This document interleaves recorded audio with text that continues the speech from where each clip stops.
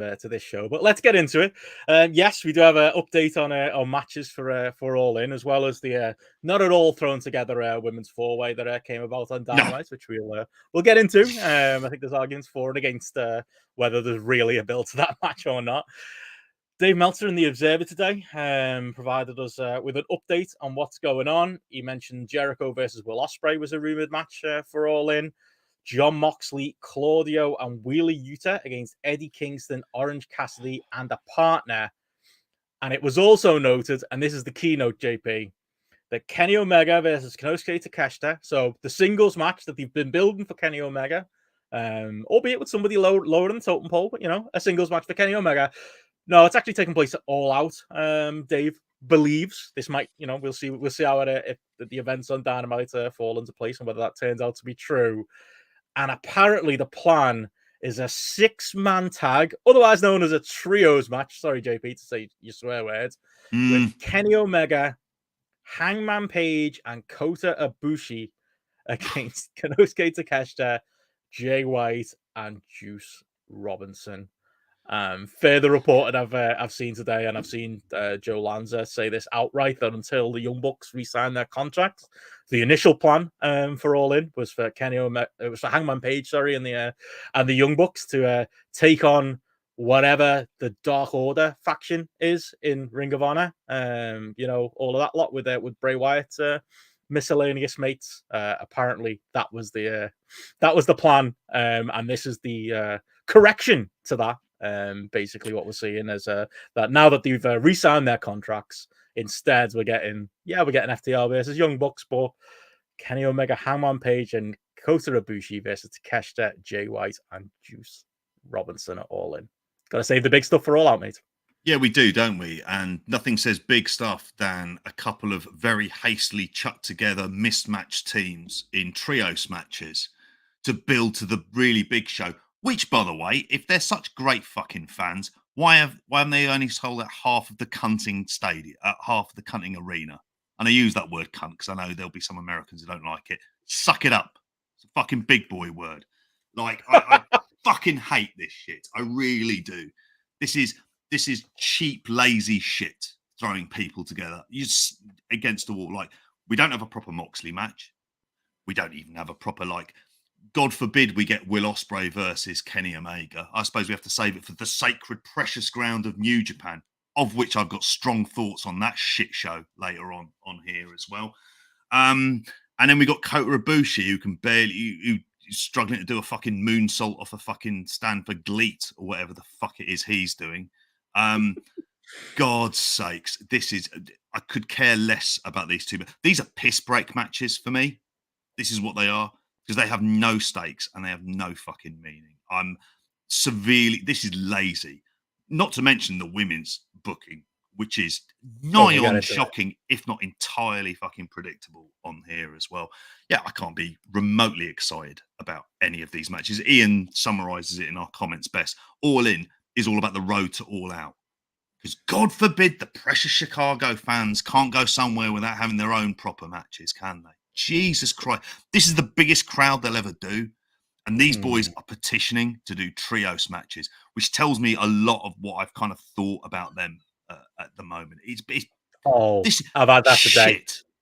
Like, the idea that, it was the, like I said before, the righteous / Dark Order, whatever combination of them, in a 6-man with Hangman Page in the Bucks is like some kind of win that now we've talked them out of it, and now the Bucks are doing a real match with FTR. No, whoever came up with that idea in the first place should literally be sacked, or never given the power to suggest any creative ever again.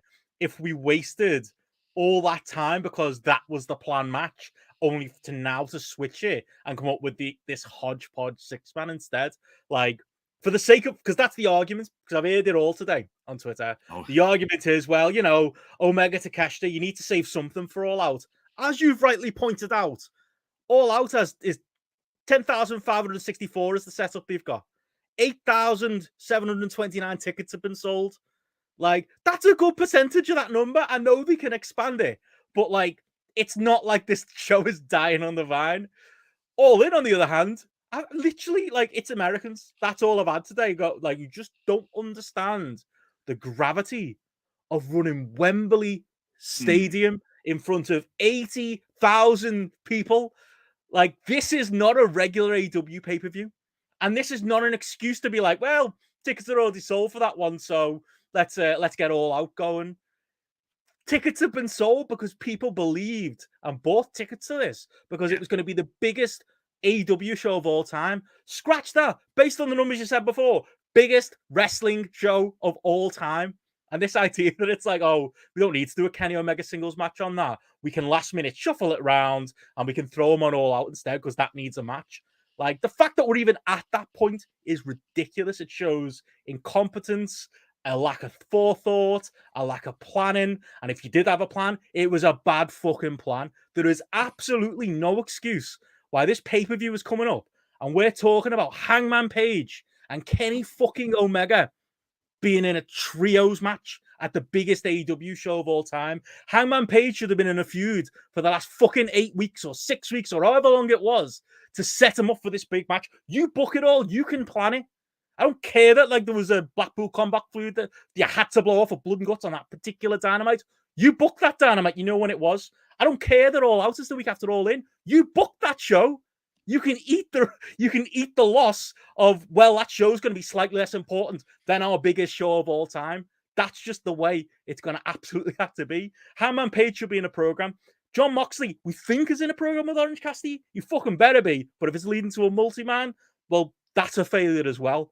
Yep. But above all, Kenny Omega, AEW is like that. He is their number one wrestler. He's the wrestler you think about when you think of AEW. He is the one wrestler, despite everything, despite our complaints about the trios division and his handling in general, you would think as a competent booker, you would book him in an important singles match on your biggest show of all time.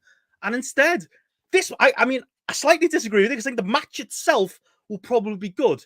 There's good matches on Dynamite. There's good matches on regular pay-per-views.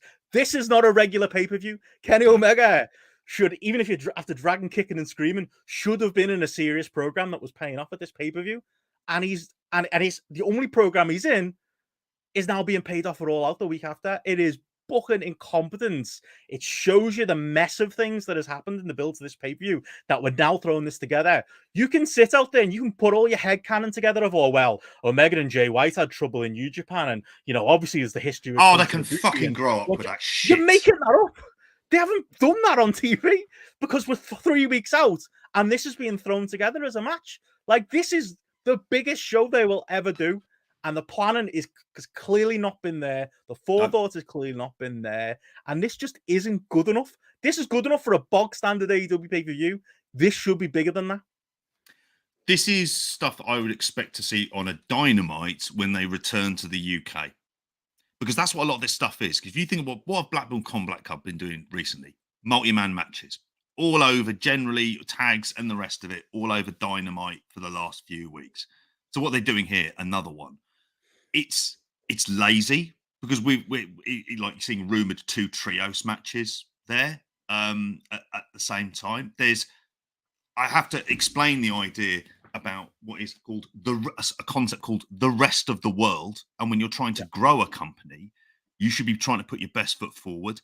If you think this is your best foot forward, then you don't know what feet fucking look like. Like, you have no fucking clues on this. It is, think of like the potential combinations here. Imagine we had, say, for example, rather than any of these trios, we had Moxley versus Eddie Kingston there. Even if you had Claudio versus Orange Cassidy, even Omega Takeshita, which is not a big match. And I'm not counting DDT. Doesn't count in the real world for this. Hangman Page versus Jay White. These are more fundamentally interesting. I got told today you can't book that match because somebody would have to lose. It's your biggest show of all time. If you built it right, one of them can absolutely lose and they'll be fine. They'll be fucking fine. I think if somebody has to lose and they've an issue with it, then I think someone needs to be told, then maybe you shouldn't be in wrestling because you're going to be booked to lose occasionally. Not an AEW. Big guys don't face each other for that reason, do they? That's the problem. It's a fundamental problem with Tony Khan's booking. Even now, in front of 80,000 people, he can't just put it. Is it too much to ask, JP, for the biggest stars in the company to wrestle each other in feuds and matches that have been built up over time? Like, is that too much to ask? Like, literally, aside from MJF, who's in this Adam Cole thing, like, the who's who of top guys in AEW haven't been put aside and put in long bit. There's no, like I said on Spotlight, there's no Sabu versus Taz being paid off at this pay-per-view. No. There's nothing being paid off. Even Cole and MJF, this is going to be chapter 1 of something bigger. Like, there is not one. Name your guy, Omega, Hangman, Moxley. Like, name these guys, even Jericho. Like, doesn't sound like any of them are going to be in like I've been put in a position to be a prime singles feud. Like this, how many videos did we make? This will be AEW's WrestleMania. It's like just AEW's regular pay-per-view that's less important than the Chicago one the week after. Well, this is the equivalent, and I think Chris brought it up best in the chat. This is the equivalent of using WrestleMania as a build to Backlash. I loved Backlash this year, but which is the biggest show between the two? Yeah. This is the biggest crowd that any of these wrestlers will ever work in front of, unless they. And I'm trying to think of whether, even if they go to WWE, are they going to do these kind of numbers? They'll be struggling to do it, regardless of the stadium there as well.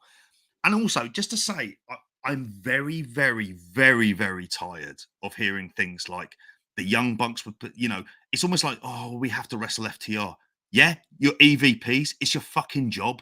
Your job isn't being passive aggressive and trying to be friends with everyone online. Yeah, your job is you're supposed to be putting on the best matches forward for the betterment of the company, which it by turn betters them. But instead, they're taking cowards options out of all of this. These are cowardly options each and every time to try and think of what is the best stuff we can do. And it's almost like, well, what's the reasons why we shouldn't do it? No, you do it. They are your employees. Yeah. And I know people are going, we just want them to do CM Punk Omega. Yeah, because it's the biggest matches that they'll ever fucking do in their life there. At least Jericho is at least having the idea of, do you know what? I want to do a singles match. I want to be able to come out, do the Freddie Mercury impression. If the Jericho match is true, if the Ospreay match is true, that is a point. Like, I fucking love it if this report turns out to be false. But based on everything we know, based on what Voices reported about the absolute mess that the build to this has been, and as far as like changing plans and flipping things around, it fucking checks out. It absolutely checks out. And this is again, I can't deal with any more Americans patting us on the head and going, it's a nice little card. Oh, that's going to be a good match. Like, yes, as we always say, Tony Khan has one of the greatest rosters of all time. Pretty much most combinations of that roster are going to give you a good to great show, especially in this setting, especially in front of this audience. But again, what the Americans don't understand is this is Wembley fucking Stadium. This is the big, this show couldn't be bigger. And what those tickets were sold on, because the majority of the 80,000 tickets weren't sold until matches were announced. It's interesting to see over the last couple of weeks. There's been a couple of bumps. I think it was like Monday this week, 700 got sold. Yeah. That could be matches starting to be announced. It could be the advertisements being ramped up, or probably the matches. That's great, but the majority of the tickets were sold because people saw that this was at Wembley Stadium and wanted to be part of a mega show, the types of which we've all dreamed about since 1992, the types of which the people have spent hundreds, and we've heard from them, hundreds of pounds to travel across Europe and the world to be here for a WrestleMania equivalent show, or at the very least, the biggest show AEW put onto this date. And again, this argument of, well, it's sold now, so you need to wait for All Out. No, because all those people who bought those tickets, you're missing the bigger picture. The people who bought those tickets bought them on the strength of this show being what we imagined it to be. And it can't, whether we get a nice card on the night and good matches, doesn't cover for the fact that this is no longer going to be the biggest AEW show of all time. But the booking side of things has let the entire situation down, and you only get one chance at this. As you keep saying, JP, you get one chance at this. Try coming back to Wembley again. Try coming back to Europe again. Again, if we sound bitter, how many times will we be burnt by WWE, by WCW? You know, I've still got fucking, I still have nightmares about some of those WCW tours we got over here. Like, the ball has been well and truly dropped. And if you can't see the bigger picture as to why that's more important than All Out, which will be fine in Chicago, I'm sure they're going to get a big CM Punk match. I'm sure it's going to do absolutely fine on pay-per-view, if maybe a little bit of its lunch is going to be eaten by the fact that the knobheads booked a pay-per-view the week before. That's their fault too. It's not my problem. Like, it's ridiculous, JP. And it's something you've been saying this entire time. This show is so important, and it's just been missed. Tony Khan just doesn't get it, and I thought he'd get it. Which I think this is the thing. Okay, why is this show important? in essence for them. If they want to grow, and if these people who like kind of had a pop at you today actually care anything about AEW, they would be wanting them to put on the best show possible. Because the whole idea of this is to prove that you are the proper alternative to WWE. And by that means you can offer a WrestleMania alternative. Yeah. If you can offer, even the dog's livid, he's walked in about this. I mean, like, if you are wanting to offer this to the world en masse, like, you need to put proper matches with a proper build, because the idea is you're trying to appeal to the globe, not just the fucking greater Illinois region. Yeah. The world is bigger than that. And if you don't think it is, then you need to look at a fucking atlas sharp. Yeah. Because this is the kind of stuff, because they're going to be wanting to come over, and they'll wonder why perhaps ticket sales, when they do want to come over all the time, when they're rinsing us, because if you look at, as we spoke about earlier on, if you look at some of the other ticket sales, they're shit, because the bloom is very much off the rose. Here was their chance to kind of do a big G up. And I'm looking at the card right now, and MJF Adam Cole and really Darby Allin and Sting versus Swerve Strickland AR Fox are the best built matches. And even then, that last one is kind of a shits and giggles match as much as anything else. And that's what this card is full of. Just a mishmash of multi-person, mismatched partners just being chucked together to get people on the card. That's why you have a battle royal. But how are they going to get a bigger TV deal? How are they going to get that kind of exposure? They should have been looking at this as a way of kicking on to basically London being their base. The fans who bought tickets for Wembley effectively put a real investment of faith that we were going to get something fucking proper, because there was a real scale and ambition to this that was kind of scary for a lot. Because you were like, Jesus, are they going to be selling this? And I was bullish because I just thought, no, people want to see this. And you would have thought that each of them would have looked at it and gone, I want to be there. I want to be there, and I want to be in singles matches. But what does it tell you about it? What does it tell you that the young bucks kind of and ahed about wrestling FTR? What did they do? Did they break into their fucking houses? No, they disagree about wrestling. Get a fucking grip.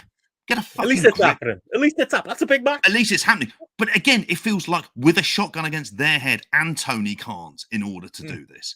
The Kenny Omega one is inexcusable. And I'll be frank with you, I could give less of a shit about Kota Ibushi in 2023. He felt like he was a busted flush at the end of New Japan, and he hasn't seemed any kind of like enthusiasm recently. And I know he might get a pop from a few people in the background, but on a grander scale, to try and expand this company, to get big TV deals, to get the kind of exposure, to get people in WWE looking at this going, they're serious fucking competition. They'll look at this and go, they fucked it. If you're WWE, you would look at this and go, they fucked it. We'll go in, we'll run Wembley at some point, and we'll put on a proper fucking show. And there'll be an element of, maybe we should have done this. And it's like, yeah, maybe you should have done. But it's not like they haven't been told. They've just decided that for inexplicable reasons, Pacific Northwest law is more important than a proper build to a show. Fucking placating the needs of people who believe they've got a parasocial relationship with a group of wrestlers who can give less of a shit about them, and therefore giving them a free pass whenever they make terrible fucking decisions. And this is happening a lot, and it's the same pattern that they're falling to with a lot of these pay-per-views, where it's I was gonna say it'll be fun on the night. It might be, but it doesn't leave a lasting impression. And this is about making that bigger impression. This is the thing. Like, I mean, the matches I'll defend. I do think I keep saying it, if the Heat Cole and MJ up, I've heard people today telling me that they're not going to do any kind of turn. It's just going to be a match. We can talk about that, and the fact that they're on the pre-show as a critic coming out of Dynamite. I remember when CM Punk and John Cena, when they were Money in the Bank, when they did a tag team match on the pre-show for WWE. We'll get into that. But overall, like, I like the match. It's just, I'm waiting on the creative. FTR and Young Bucks, like, that's a great match to plug in when you haven't got much notice, as somebody said earlier in the chat. I think Alistair said it. You haven't got time now to do long blood feuds, so they probably are gonna have to lean into that lore of them two, and that's as big a tag match as you could do. No problems with that match. But outside of that, as always, you've nailed it there, JP. It is going to be like every other pay-per-view ever, and the occasion us as fans, just the spectacle of it and the work of the wrestlers in the ring is once again going to bail Tony Khan out of a horrendous build. And people are going to stand there at the end of it and go, see, the show was good, and miss the entire point of the build and what this could have been and how big this show should be. And it just isn't. And it's just, yeah, I think this is the most, I mean, Tony Khan's been exposed a couple of times when it comes to these pay-per-views, but this is the most he's ever been exposed. Like John says there, yeah, I was literally about to make that point. If you can't book quarterly pay-per-views, if you can't book these two pay-per-views on top of each other, to Will's point before, WWE managed 2-night WrestleMania. He can't seem to manage an all-in and an all-out. Nope. God help him, going forward. And it keeps happening every cycle. And absolutely, there's a business reason why last minute they do the push of the advertising and it sells pay-per-views and they get away with it. But this is the biggest show of all time. And it should be all hands on deck. And it's not. I mean, should we get